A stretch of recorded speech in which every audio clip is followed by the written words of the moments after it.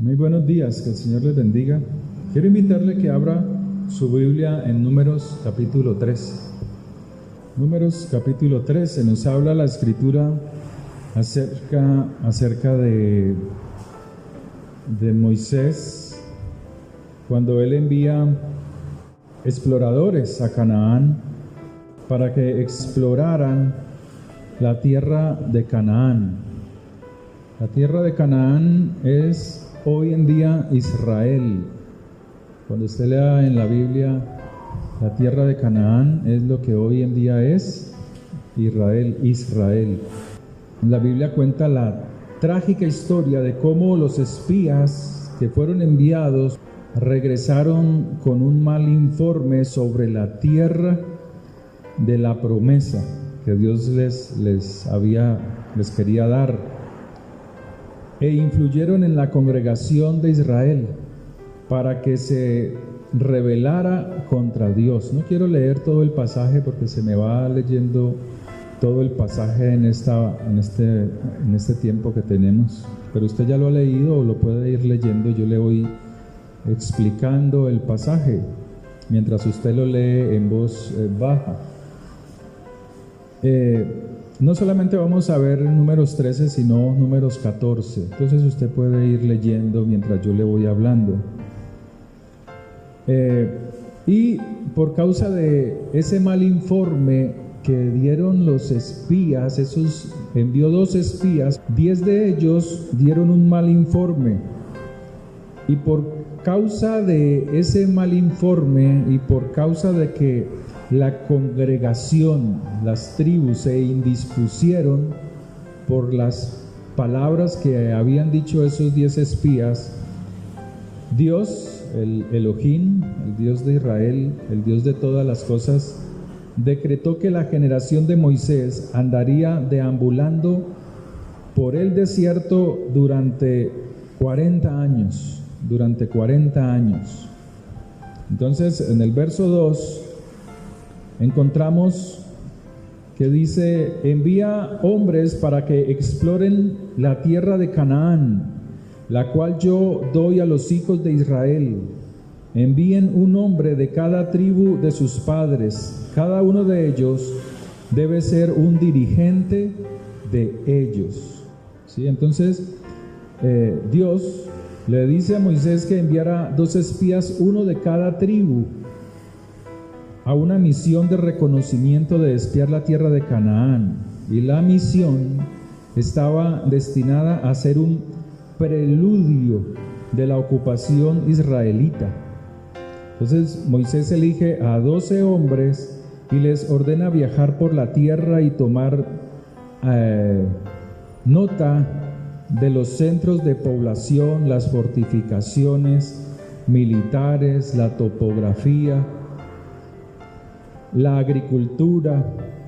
Y los espías pasaron 40 días, dice más adelante, pasaron 40 días explorando antes de regresar para reportar su investigación, sus hallazgos.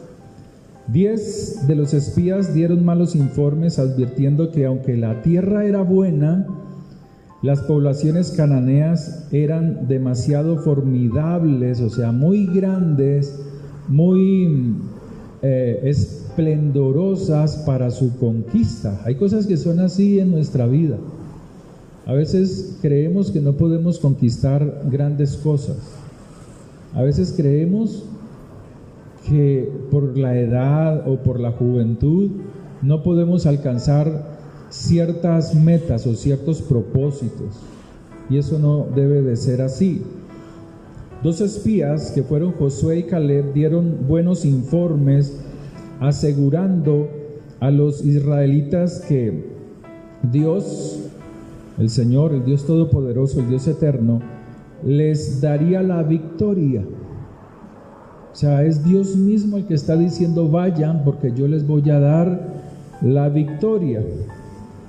Los israelitas optaron por escuchar las palabras de los 10 espías. A veces Dios te habla, o Dios nos puede hablar a través de la Escritura, de lo que Él quiere hacer en nosotros, de la transformación que quiere hacer en nosotros, pero a veces escuchamos las palabras que no vienen de Dios y hacemos caso de ella. Entonces dice la Escritura que ellos, al escucharlos a ellos, comenzaron a discutir, comenzaron a planear cómo devolverse a Egipto. O sea, salen de la esclavitud y porque 10 espías dan un mal informe, un informe negativo, ellos dicen no, es mejor devolvernos. Quitemos a Moisés y quitemos a Aarón y devolvámonos.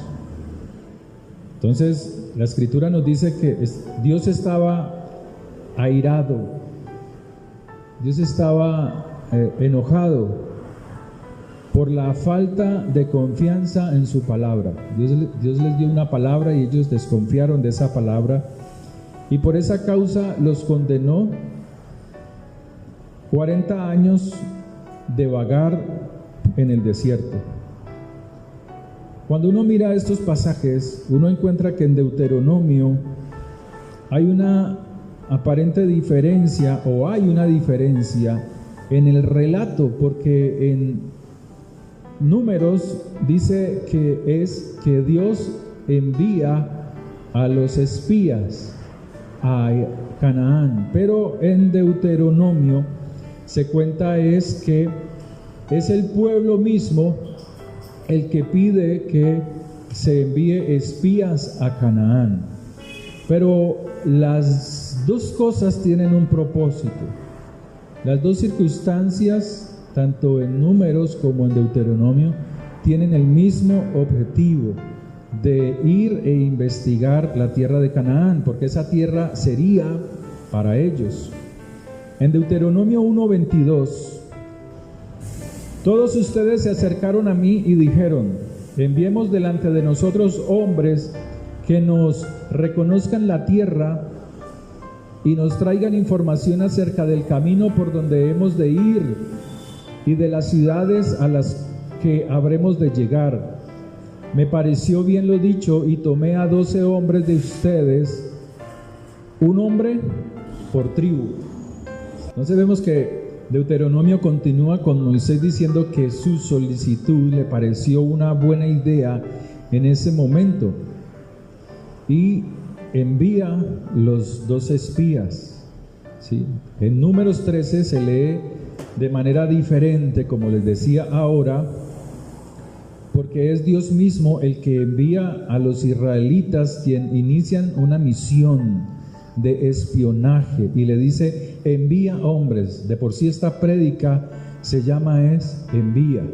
Dios siempre envía a alguien de su pueblo a hacer algo. Tal vez Dios te ha enviado a hacer algo, a avanzar sobre algo, pero no crees a las palabras de Dios y has oído palabras de gente que trae un mal consejo sobre tu vida, y por esa causa muchos vuelven atrás, muchos vuelven a la esclavitud de Egipto, de donde Dios los ha sacado, ¿sí? Entonces, en este pasaje, Dios siempre, y como en toda la Biblia, dice: envía hombres a espiar la tierra de Canaán. En una versión, los israelitas solicitan la misión de espía y Moisés está de acuerdo. En la otra versión, o sea, Deuteronomio y Números, y ordena la misión de espionaje. En Canaán comienzan a ver que los frutos de la tierra son grandes, son abundantes. En Números 13:23 dice: después llegaron al arroyo de Escol. Allí cortaron una rama con un racimo de uvas, la cual llevaron entre 2 en un palo. También tomaron granadas e higos. Moisés dijo a los espías que hagan un esfuerzo para obtener del fruto de la tierra. Fíjese que era la época de la vendimia, es decir, en pleno verano, 2 de los espías llegaron a un lugar a unas pocas millas al norte de Hebrón, no lejos de donde fue enterrado su padre Abraham. Encontraron viñedos ricos, de los cuales cortaron un racimo de uvas tan grande que necesitaba ser transportados en un palo entre 2 de ellos. También trajeron granadas e higos con ellos. Y la imagen, fíjese que uno a veces, a mí que me gusta indagar, en Israel hay una imagen en cierto lugar de 2 hombres que llevan un racimo de uvas en un palo, y esa imagen es una imagen icónica en el judaísmo hoy en día. Fíjese que esta tierra, la tierra a la cual Dios los llevaba, era una tierra buena, tierra llena de generosidad, así como es Dios, de mucha abundancia. Dios les había prometido a ellos mucha abundancia, los había sacado de la ruina, de la escasez, pero aún hay gente que saliendo de la libertad tiene pensamientos de pobreza, de ruina, de miseria.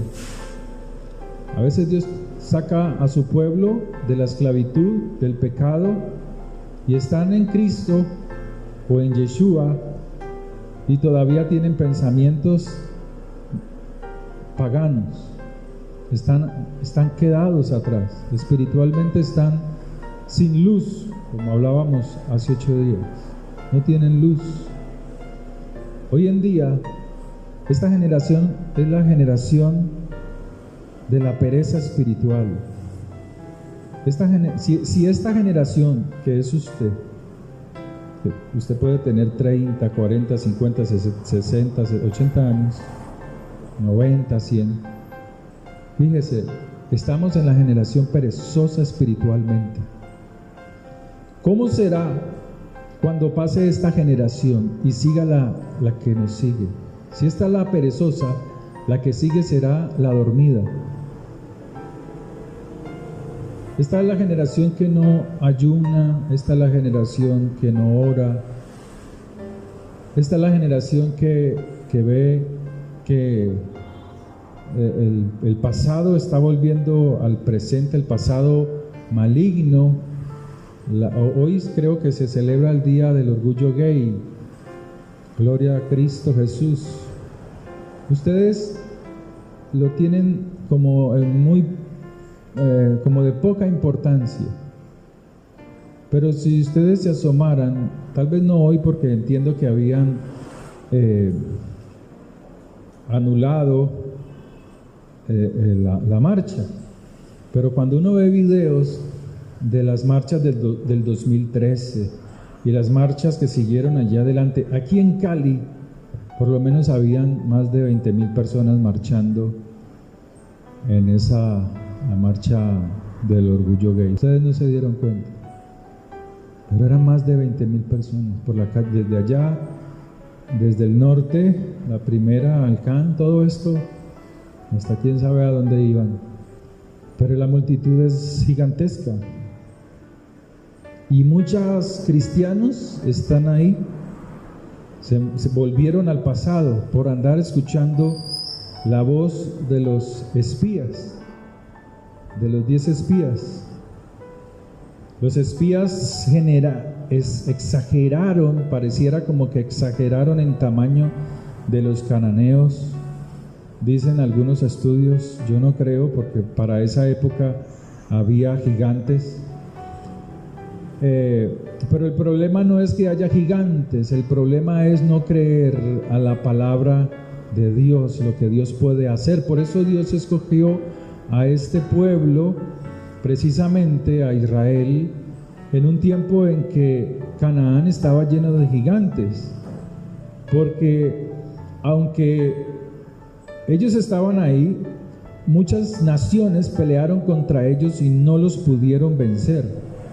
Pero ahora Dios enviaba a Israel, a Canaán, porque sería la única nación, Israel, que podría vencer a los gigantes, porque Dios estaba con ellos. Hay problemas que usted puede estar enfrentando, hay situaciones que usted puede estar enfrentando, pero sencillamente Dios está modelando el corazón, te está purificando, te está limpiando. Pero como tú oyes, y le pasa a muchos creyentes que oyen las voces negativas de gente que no está de acuerdo con el plan de Dios, entonces tú ves a los problemas, las situaciones más grandes que Dios mismo. Los ves más grandes. ¿Quién podrá ayudarme? ¿Quién podrá sacarme de esta situación? Y esas situaciones que pasamos, esas dificultades no son para siempre, sino que Dios está puliendo esa suciedad que hay en tu corazón, esa suciedad que hay en tu mente. Está limpiándote esos oídos sucios, que estás siempre dispuesto a oír inmundicias, pero la palabra de Dios te estorba.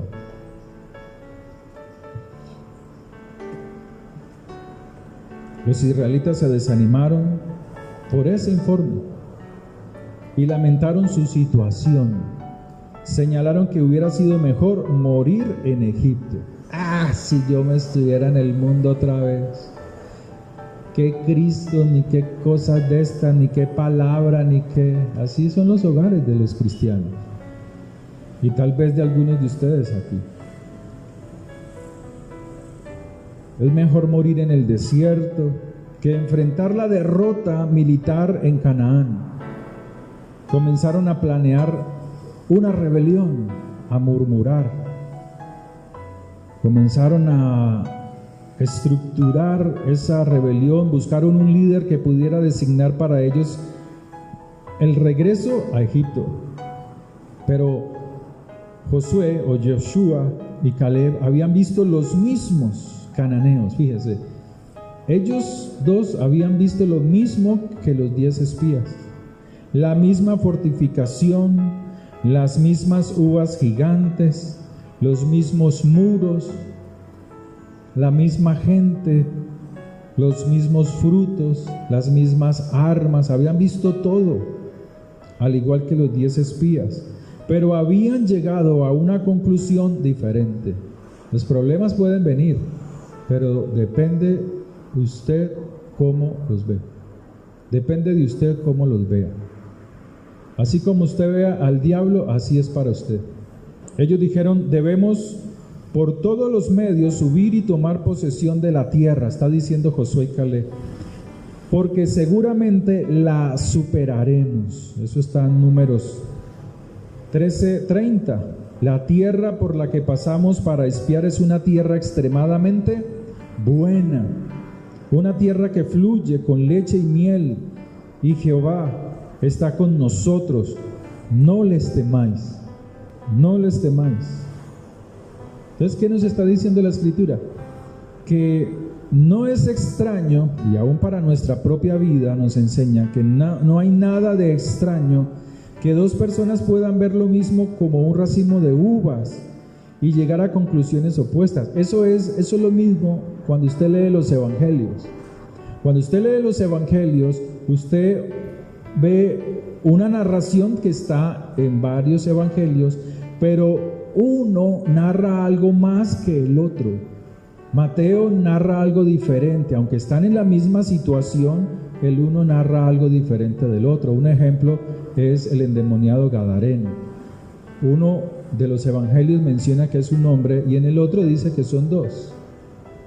Y así hay muchos pasajes en la Biblia, porque es la percepción que tú tienes, es la percepción que cada persona tiene, y eso no está mal.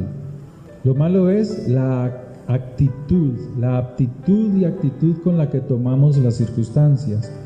Para Josué o para Joshua y Caleb, las uvas gigantes eran una buena cosa. Imagínate, ¿quién no se va a alegrar de que traigan alimento a la casa? Cuando traen y tú no esperas ver abundancia de alimentos, tú te alegras. El colorido de las frutas, estás llenando la alacena, la casa, la nevera de las cosas que no habían. Para los otros espías, las uvas gigantes eran un signo de desesperación. Para lo que para unos es bendición, para los otros es angustia y aflicción. Hablando de Josué, de Yeshua y Caleb, se dice que Josué era hijo de Nun y Caleb hijo de Jefoné. De los que habían espiado la tierra, rasgaron sus ropas. Estaban llenos de celos por Dios, de celo por el Señor. ¿Usted es celoso con las cosas de Dios? ¿O participa igual de las cosas del mundo que el pagano? Dios mira eso, ¿sabe? Ya nos hemos encontrado con Josué en la escritura bíblica, en la Biblia, en la Torá, varias veces. Su nombre original era Joshea. Él era de la tribu de Efraín, era un ayudante personal de Moisés y lo había sido desde su juventud. En un momento de su vida, Moisés le cambió el nombre agregándole la letra Yod, o sea, es como una comita en el hebreo, pero no abajo, sino que va arriba. Al frente de su nombre, Moisés llamó a Josué o a Joshua, hijo de Nun, Josué. Eso está en Números 13:16, que significa salvación. Josué, Yehoshua, significa Jehová, Yahvé salva. Eso significa Josué o Yehoshua. Jehová salva. Fíjese ese nombre. ¿Por qué cambia Dios el nombre de una persona? ¿Ustedes saben por qué lo hace? Ustedes han oído que Dios le cambia el nombre a las personas, pero es Dios, no es la gente, sino Dios. Es por los decretos espirituales que hay sobre la gente, sobre todos nosotros, así sea cristiano, y que Cristo y que aleluya, gloria a Dios, así sea cristiano. Si usted no entiende esto, no puede pelear contra eso. A veces el significado del nombre tuyo está diciendo lo que tú eres. ¿Usted ha llegado a ver el significado de su nombre? Hágalo como ejercicio. Y usted dice, de razón es que soy mal geniado. De razón es que soy mal geniada y jodo a los demás. Y molesto a los demás. O de razón es que yo vivo alegre. De razón es que yo soy tranquilo. O de razón es que a mí me gusta la paz. Fíjese, por el nombre que usted tiene, no sé el significado. Usted tiene que hacer ese trabajo. Hágalo. Busque, ya hoy en día usted busca en Google y dice el significado de Epafrodito Mosquera y allí le aparece qué es lo que significa. Búsquelo y verá. Y no busque una opción, busque varias opciones, varias. Porque no solamente, en algunos aparece solamente un significado, pero su nombre tiene muchos significados. Por eso es que a veces tu carácter es así, por tu nombre. ¿Por qué le ponen apodos a las personas? ¿Por qué? Porque lo están definiendo por el carácter que tiene. ¿Sí o no? Así es. Tu nombre define lo que tú eres. Por eso Dios le cambia el nombre a Josué. No solamente se lo cambió a Josué, se lo cambió a la esposa de Abraham. ¿Se acuerdan cómo se llamaba? Sarai. Le cambió ese nombre Sarai y le puso Sará. Le puso espíritu de vida. Sará tiene espíritu de vida. De por sí, en nuestro vocabulario, cuando se traduce es una H. Y la H se pronuncia no, porque es como un espíritu. Y le puso a Sarai, le puso Sará, vida, princesa llena de vida. A Abraham le puso también, le cambió el nombre, le puso una letra más, ¿Para qué? Para que el mundo en el cual estamos, para que las tinieblas no lo encuentren. Fíjese lo que sucede. Por eso mucha gente está en ruina, en miseria, en pobreza, o hace algo para levantar y no puede. ¿Por qué? Porque espiritualmente lo están juzgando.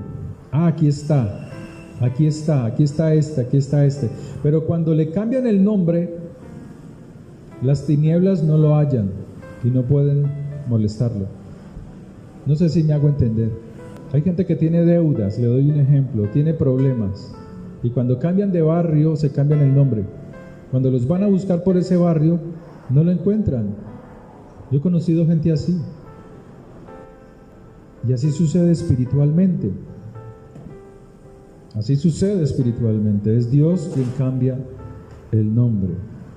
Cuando el nombre de Josué aparece en arameo, se trunca con Yeshua. Por lo tanto, Josué o Yeshua, es simplemente una versión corta de Yehoshua, para ponerlo en nombres, términos en español, o sea, para que lo podamos entender. O sea que Yeshua es una versión corta de Yehoshua, o Joshua más bien.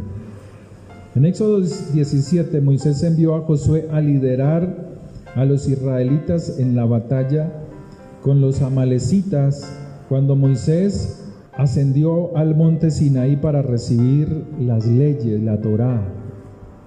Torá es ley, mandamientos, y las instrucciones para la azúcar o para el tabernáculo. Entonces Josué o Joshua subió parte de su camino con Moisés y lo esperó durante 40 días. Cuando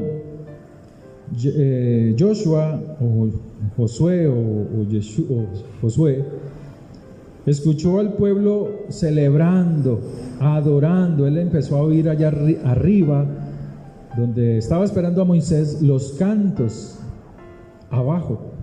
Estaba oyendo cómo cantaban, cómo el pueblo de Dios está gozoso, pero estaban adorando a un becerro. ¿Se acuerdan que yo les decía hace unas 4 prédicas atrás que era el becerro? El becerro era el reemplazo ¿de quién? De Moisés. Se les olvidó. Reemplazaron a Moisés, alguien que los dirigiera en el desierto. Adoraban el becerro de oro y Josué estaba confundido con el sonido de la batalla que ellos estaban dando. Entonces, antes de la construcción del tabernáculo, Moisés se encontró con Dios mismo en una tienda de campaña que había instalado fuera del campamento. Dice que Josué se quedó en esa tienda cuando Elda y Medad, eso es Éxodo 33:11, comenzaron a profetizar en el campamento. Josué temía que estuvieran intentando usurpar el papel de Moisés como cabeza sobre el pueblo, por lo que aconsejó a Moisés que los detuviera. Posteriormente, la Biblia o la escritura bíblica o la Torá en el libro de Josué se convierte Josué se convierte en el siguiente líder de Israel. Moisés hace el trabajo de sacarlos de la esclavitud, sacarlos de Egipto, y Josué le toca el trabajo de introducirlos en la tierra prometida. Caleb, hablando de Caleb, él es hijo de Jefoné, pero fíjese que de este personaje hay que investigarlo un poquito más, porque parece ser que él no era judío como tal. Parece ser que él no era judío por lo que uno lee en la escritura. Su padre era kenosita, aunque los kenicitas eran un clan edomita, eran de Edom. Aparentemente Jefoné y su familia se habían unido a la tribu de Judá. Recuerden que cuando Israel sale de Egipto, mucha gente que no eran judíos se unieron a ellos. No solamente salieron los judíos, sino que aún muchos egipcios y mucha gente muchos pueblos que los egipcios tenían como esclavos, que no eran ni judíos, salieron con Israel de por sí, y ellos se convierten a esa costumbre, a esa religión que es los judíos, pero su mente no cambia.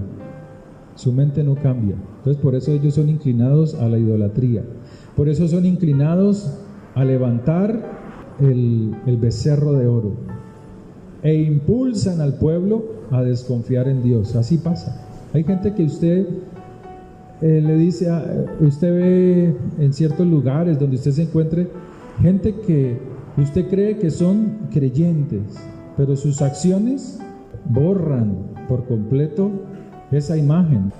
No se extrañe que eso suceda, porque la misma escritura dice que la apostasía comienza en la iglesia. La apostasía puede comenzar por usted mismo, y si usted no se arrepiente, si usted no toma la decisión de seguir al Señor, entonces viene lo que sucede en Apocalipsis capítulo 2 y 3, y este es el tiempo que tenemos para el arrepentimiento. Este es el tiempo. Se vienen cosas igual fuertes que ustedes seguirán, los tomarán desapercibidos, porque el Señor dice que antes de que Él venga, la gente ¿cómo va a estar? El pueblo cristiano ¿cómo va a estar? ¿Esperando a Cristo? Mentiras, eso es puro cuento. Van a estar desapercibidos, van a estar totalmente dormidos. Así lo dice la Escritura. Entonces, Caleb es considerado como uno de los líderes de Judá. Según la historia, aparece en la historia que encontramos aquí, y aún escritos de la tradición rabínica judía, se dice que Caleb era el esposo de Miriam, la hermana de Moisés, pero pues eso no está bien claro, ¿sí? Bueno, lo importante aquí es que Josué y Caleb fueron los únicos 2 espías de los 12 que regresaron con un informe conforme a la voluntad de Dios, un informe positivo, beneficioso para Israel. Y estos 2 instaron a los hijos de Israel a obedecer a Dios y tomar la tierra, y Dios recompensó a Josué y a Caleb por su fidelidad. ¿Qué tan fiel somos cada uno de nosotros con Dios? ¿Qué tan fieles somos? ¿Nos esforzamos o solamente la vida en el Señor pasa? Como una hermana aquí en la iglesia me decía hace unos años: hermano, la santidad solamente allá en la iglesia, de a la puerta de aquí para allá, yo soy lo que soy. Y todos ustedes conocieron a esas personitas. Entonces, ya no me asombra nada de eso. El tiempo que se viene es un tiempo en el cual cada quien va a tener que correr por su propia vida. Cada quien va a tener que correr por su vida espiritual para no perderse. En el desierto, Israel tentó a Dios con 10 pruebas que Dios les mandó, 10 pruebas no, 10 cosas que Dios les mandó, y ellos no creyeron, ellos dudaban. 10 situaciones que pasaron y no pudieron confiar en el Señor. Y aunque intentaron disuadir a los hijos de Israel de su rebelión, Josué y Caleb no pudieron detener la avalancha del pueblo, o sea, la rebelión del pueblo. En Números 14, verso 22, dice que ninguno de los que han visto mi gloria y las señales que he realizado en Egipto y en el desierto que me han puesto a prueba ya 10 veces y no han escuchado mi voz. Cuando usted pasa por situaciones difíciles, Dios está atento a oír lo que usted va a decir en esa situación difícil. Si usted dice palabras negativas, eso queda ahí. Eso impide algo bueno para usted. Los informes de los otros 10 espías habían convencido al pueblo. No se rebelen contra Jehová, era lo que decía Josué y Caleb. Les advirtieron, es Números 14, verso 9. Pero el pueblo recogió piedras para apedrear, golpear mortalmente a estos dos. No solamente a ellos, al que se le atravesara, al que hablara en favor de Dios. Entonces es allí donde Dios mismo dice que se apareció en la tienda de reunión, Números 14:10, o sea, vino en rescate de ellos. La última vez que los israelitas vieron la gloria de Dios en una manera tan visible fue en el día en que Aarón y sus hijos comenzaron su servicio en el sacerdocio. ¿Hace cuánto usted no ve la gloria de Dios? ¿Hace cuánto? ¿Hace cuánto dejaste de llorar en tu oración y de clamar a Dios? ¿Hace cuánto? Diga, pero hace rato.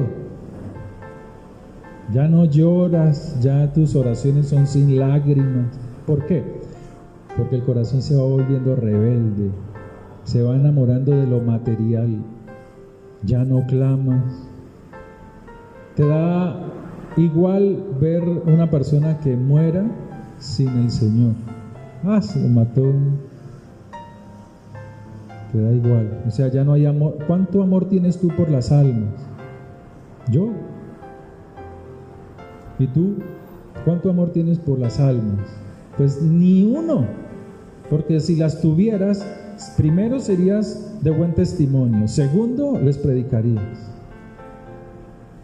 Allí te das cuenta que no hay amor por las almas. Tercero, orarías por las almas, llorarías, te daría dolor ver las almas que se pierden. Entonces no hay nada. Entonces la gloria, la última vez que la vieron fue cuando el esplendor, la fortaleza de Dios cayó en el nombramiento, en el servicio de Aarón en el sacerdocio. En esa ocasión la gloria de Dios, de Elohim, apareció ante ellos para indicar su aprobación. En Números 14, la gloria de Elohim, de Dios, aparece ante ellos para indicar su indignación. O sea, cuando la gloria de Dios apareció en el servicio de Aarón, era para mostrar su aprobación. Pero cuando apareció aquí, con estos dos hombres que hablaron bien, era para mostrar la indignación que Dios tenía por causa del pueblo, por su rebelión. Los heriré de peste, eso es Números 14:12, y los desheredaré, pero a ti te convertiré en un pueblo más grande y poderoso que ellos. Hablando de Moisés. Entonces, ¿qué hace Moisés? Al ver esa situación, él comienza a interceder por el pueblo, tal como lo hizo después del incidente del becerro. Es que cuando usted tiene un corazón de intercesor, usted clame y ore, porque sabe que las almas se pierden. Pero pues si ya ese amor por las almas no lo hay, es porque vuestros corazones están duros. No les importa nada la muerte de una persona. Entonces Moisés comienza a orar, a clamar y a argumentarle a Dios que si Dios eliminaba a todo Israel, las naciones se enterarían y la reputación, la buena fama que Dios tenía sería deshonrada. Nosotros somos los que le damos honra un buen nombre a Dios con nuestras acciones. Apeló a la revelación de la gracia de Dios. La gracia de Dios no aparece solo con Jesucristo, como dicen muchos. La gracia de Dios está desde el principio de la creación, ¿sí? Números 14, 17, verso 19. Muestra pues ahora tu poder, mi Señor, como prometiste, diciendo: Adonai es tardo a la cólera y rico en bondad, tolera, aguanta, soporta iniquidad y rebeldía, aunque nada deja sin castigo, castigando la iniquidad de los padres en los hijos hasta la tercera y cuarta generación. Estoy leyendo en otra versión. Perdona pues la iniquidad de este pueblo conforme a la grandeza de tu bondad, como has soportado a este pueblo desde Egipto hasta aquí. Entonces Jehová, el Señor, ¿qué hizo? Dios, ¿qué hizo? Cede a la petición de Moisés y los perdona, pero por su propio nombre jura que los hombres que habían visto su poder y milagros y lo habían probado 10 veces en el desierto no entrarían en la tierra de la promesa. ¿Cuáles son esas situaciones donde ellos dudan de Dios? Bueno, está en el Mar Rojo, cuando Dios dice: nos trajiste hasta aquí para que muramos, nos hubieras dejado allá hay sepulcros, pero ahora morir en el desierto. Eso es Éxodo 14, 11. Las aguas de Mara, cuando estaban con sed y no había agua en el desierto. El maná y las codornices, y Dios les envía maná y les envía codornices y comienzan a almacenar maná, a guardar maná. Dios les dice también: no guarden para el día siguiente, todos los días caerá maná, todos los días verán mi misericordia, menos el sábado, el Shabbat. En el Shabbat ustedes el día anterior guardarán para el Shabbat. Y tampoco lo hicieron, guardaron el viernes en la noche para el sábado. ¿Sí? No me equivoqué.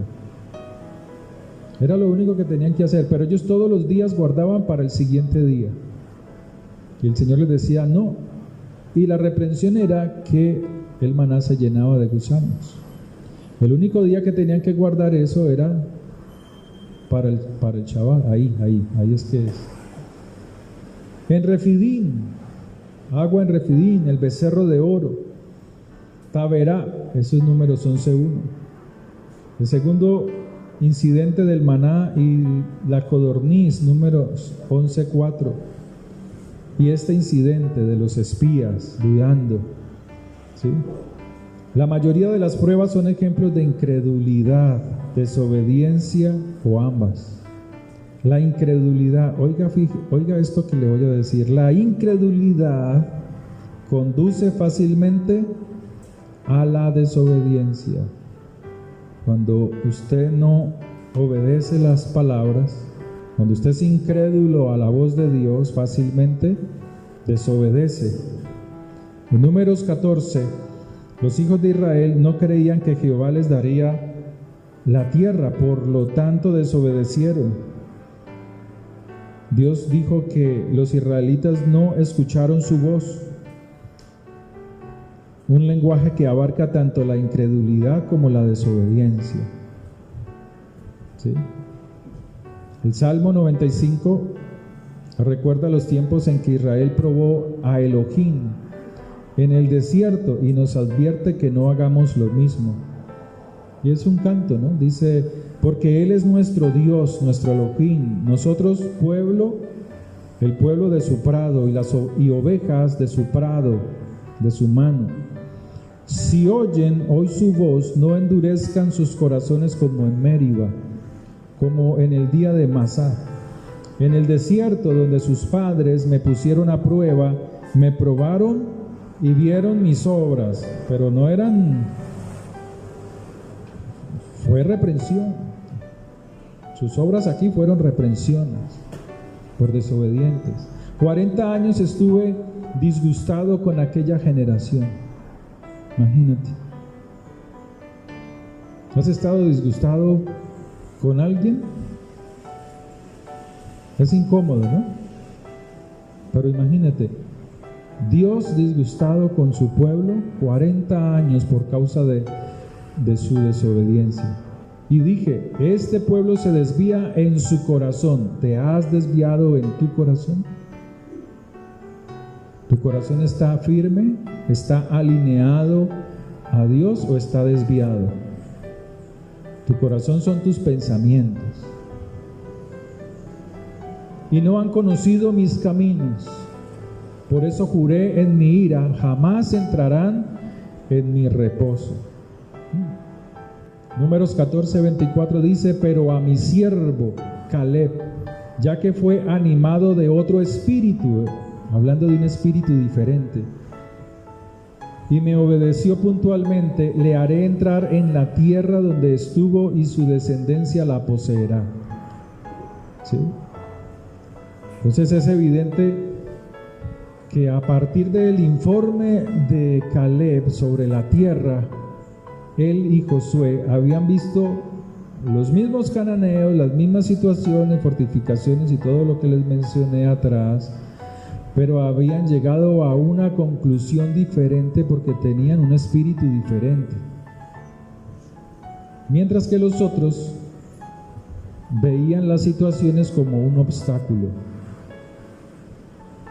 Caleb y Josué los vieron como oportunidades para que Elohim, Dios, para que Dios mismo muestre su gloria.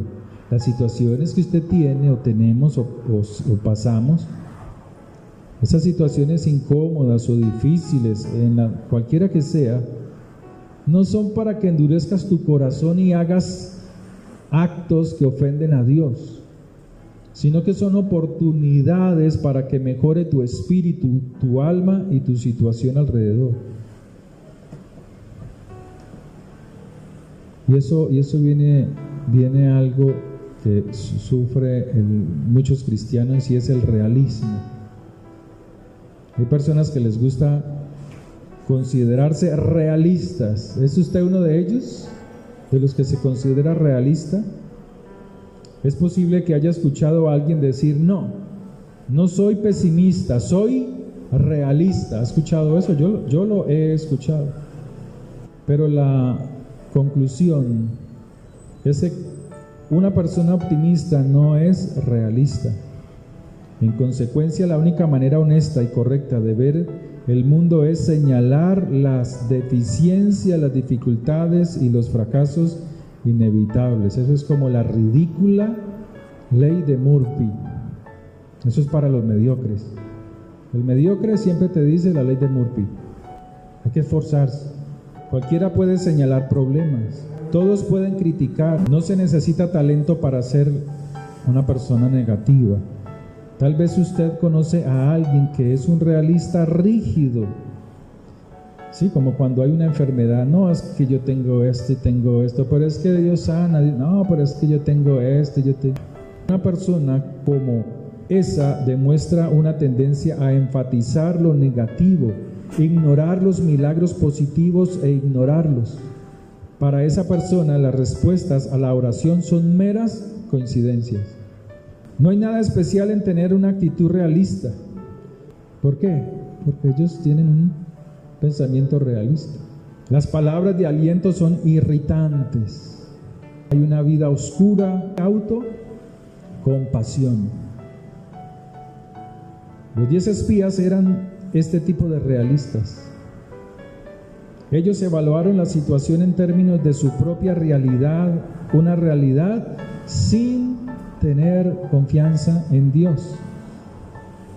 Ellos veían o tenían sus ojos o veían desde una perspectiva muy sombría, oscura.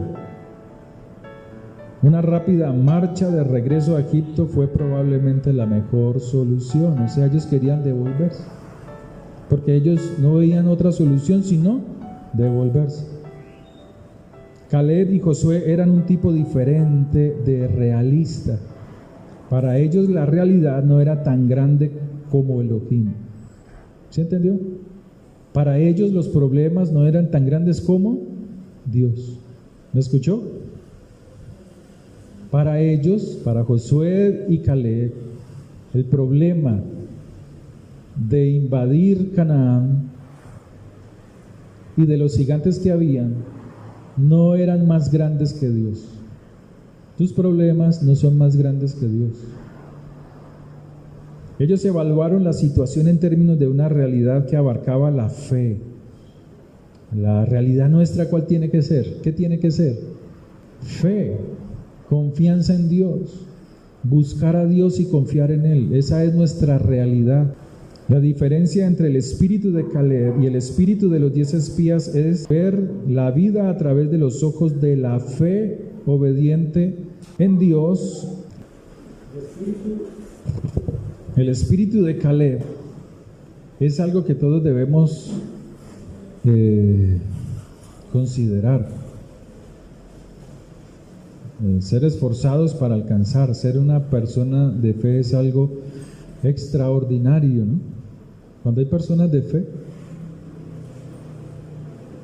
es asombroso.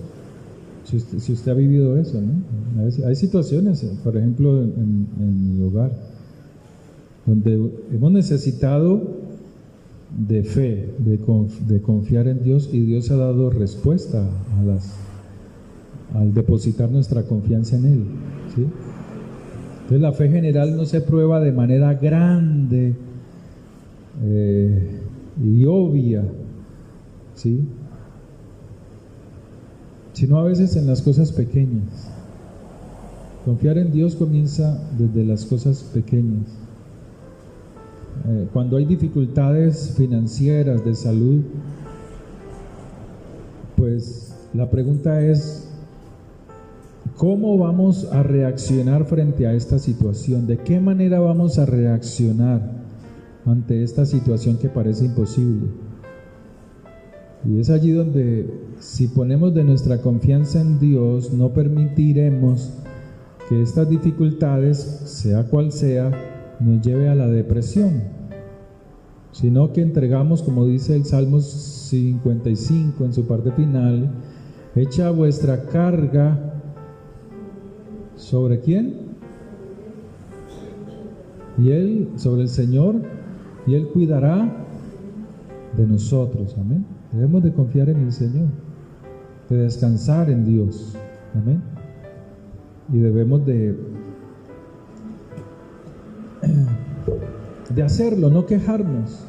A veces nos quejamos mucho, y Dios mismo, precisamente, esa es la exhortación que le da en Números 14:27. ¿Hasta cuándo tendré que soportar a esta generación malvada que murmura contra mí? He oído las quejas de los hijos de Israel que hacen contra mí. Cuando ellos estaban trayendo sobre Israel esos informes negativos, esos malvados informes, estaban negando la existencia de Dios. Estaban negando la existencia de Dios. Pero Dios escuchó las quejas de los hijos de Israel, y Él escucha las nuestras, escucha nuestras quejas también. Y en la Biblia quejarse es pecado, ¿no? No sé si lo sabe. El pecado de quejarse está relacionado con el pecado de chisme. Ambas son formas de hablar mal. Ambos resultan de un espíritu crítico. El chisme destruye a los demás, rompe las amistades. ¿Qué es lo que hace el chisme? El chisme te desconecta de la otra persona. Desconectamos a otros por causa del chisme. Desconectamos la amistad, la hermandad, la paternidad, por causa del chisme, quedan desconectados. El chisme destruye. ¿Sí? Entonces, hay ejemplos en la Biblia de cómo este pueblo estaba recibiendo tanta bendición, pero hablaban mal de Dios. ¿Sí? Eso es como llevar a un niño a pasear y usted lo lleva por ejemplo, lo lleva a un zoológico a ver animales, ¿sí? A ver los leones, a ver toda clase de animales, cebras, todo, elefantes, todo lo que haya allá. Pero él está enfadado porque usted no le ha comprado un dulce, un caramelo. Entonces usted, para que se aliviar la tristeza o la rebelión de ese niño, entonces le compra los caramelos, pero él se enoja porque no pudo ver las cabras o las cebras o los tigres, o se enoja porque no quiere que tú lo tengas de la mano. Lo llevas a ver toda clase de animales, pero no está satisfecho, está pensando en lo que el otro está comiendo, él quiere lo que el otro está comiendo. Así estaba este pueblo. Este pueblo era así. Dios les estaba dando todo y estaban inconformes, pedían y Dios les daba y estaban inconformes. Y a veces el pueblo de Dios es así, tiene todo y está inconforme. Quieres las cosas espirituales y te las da y no las aprovechas, porque estás pensando en que te falta dinero, ¿sí o no? Y a veces esas situaciones difíciles es para que pulas tu parte espiritual. Cuando usted ha estado sin trabajo, eso lloraba, se arrodillaba y le clamaba a Dios. ¿Qué estás haciendo? Elevando tu alma. O sea, Dios se aprovecha eso para que pulas, se limpie el corazón, los pensamientos. Pero luego viene la abundancia material,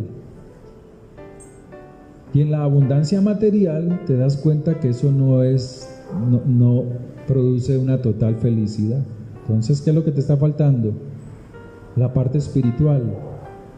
Entonces nos quejamos por lo uno y nos quejamos por lo otro. Este pueblo era así, se quejaba y se quejaba por todo.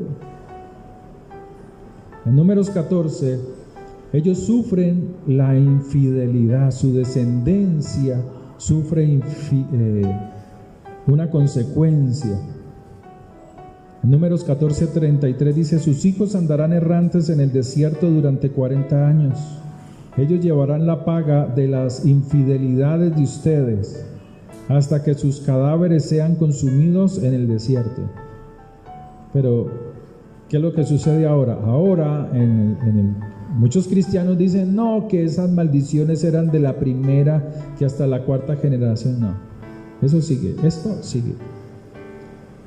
Pero lo que sucede ahora es que usted, en Cristo, usted tiene que romper estas maldiciones usando la palabra y santificándose en la obediencia a los mandamientos.